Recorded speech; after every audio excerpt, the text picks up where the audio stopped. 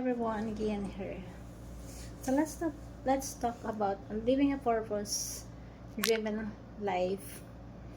Mm, Marami sa atin na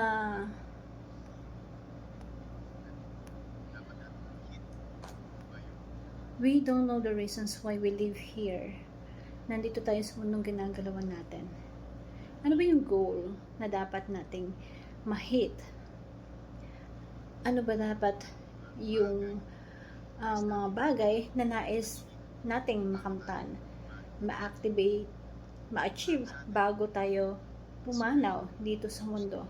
Marami sa atin, we spend most of our lifetime in finding that the specific reasons of our way own existence. At alam ninyo, yung maganda doon, kasi we are born because of the specific purpose.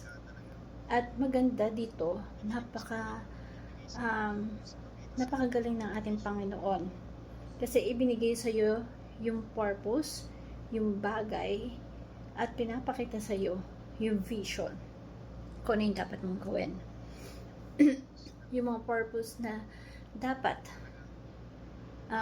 talagang ma-achieve natin. Kasi yun yung para sa atin. Yun yung para sa tao. And ang maganda doon, tutulungan tayo ni God throughout the way, yung pagpunta natin sa pagtupad ng purpose natin sa buhay.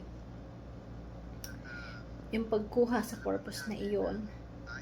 At alam naman natin na tayo bilang tao, may mga bagay tayo na dapat nating gawin mag-isa, pero meron din tayo mga bagay na kailangan natin ng tulong at makakasama, na yung mga bagay na hindi mo kayang gawin mag-isa lang. Kasi dumarating sa panahon na kapag nandyan na tayo, we are seeking to fulfill our purpose in a life. Bigla-biglang may mga bagay na dumarating, mga tao na dumarating, na talagang tutulungan ka para makuha mo, mapush mo kung ano yung mga bagay na gusto mong makuha sa buhay. At gusto ni Lord na makuha mo yun. Na we are on the right track and God is with us. Meron tayo mga bagay na marirealize na mas masarap na gawin yung mga bagay na yun, makuha yung mga bagay na yun kapag meron kang kasama. At yung mga bagay na kailangan nating matutunan. Kasi yun yung makakatulong sa atin para ma-achieve natin o makuha natin yung purpose ni God. Magawa natin yung mga bagay na gusto ng ating Panginoon. Kasi maaaring magagawa natin yung mga bagay na yun kapag ikaw lang mag-isa, pero matagal pa. Pero when you go along na may kasama ka na makakatulong sa iyo, marami ka pang bagay-bagay na makukuha at ma-achieve.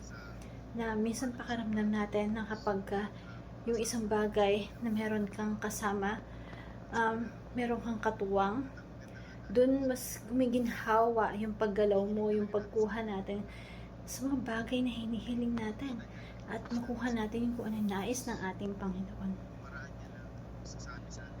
Sabi nga, sasamahan niya tayo sa laban natin sa buhay. Kasi hindi niya tayo pababayaan. Lalo na may mga bagay siyang pinapagawa sa atin before hindi mo maisip bakit nangyayari yung mga bagay na yun. Pero when you realize nangyayari yun kasi kaya mo at ipinagkatiwala sa iyo ng Diyos, and meron kang katuwang at meron kang matututunan sa mga bagay na yun. Patungo yun sa purpose, sa paniniwala na alam ng Diyos na talagang we have that wisdom para gawin yung mga bagay na pinapagawa niya. And dumarating sa buhay natin, sa buhay mo, dahil meron ka ng something na common, and most of the time, kaya-kaya mo na kaya natin minsan nakikilala yung mga tao na dumarating sa buhay natin kasi talagang sila yung nakalaan sila na ibinigay ng Diyos para magawa yung mga bagay, makuha natin yung mga bagay, and na alam mo yun, minsan you have connection between them. Kaya talagang ang Diyos kasama natin sa lahat ng bagay. Lagi lang siya nakabantay, nakamatyag sa mga galaw at kung anong kilos natin. At lagi siya nandyan para tulungan tayo. Kaya siya din ang naglalagay ng mga tao na may purpose sa buhay natin. Sila din ang nagbibigay ng mga tao na nagbibigay sa atin ng katuturan sa buhay. At ang pinakamaganda noon sa lahat is natutunan natin ang lahat ng mga bagay na realize natin, lahat ng mga wisdom, information na iintindihan natin na nangaan tayo sa salita ng Diyos, because dapat tayong magtiwala sa salita ng Diyos kasi life should be used properly, and mangyayari yun when you lean according to the Word of God. And hope this simple motivation talk, you learn a lot. Sabi nga, be wise like a serpent, but be gentle like a dove. Thank you everyone, and God bless po.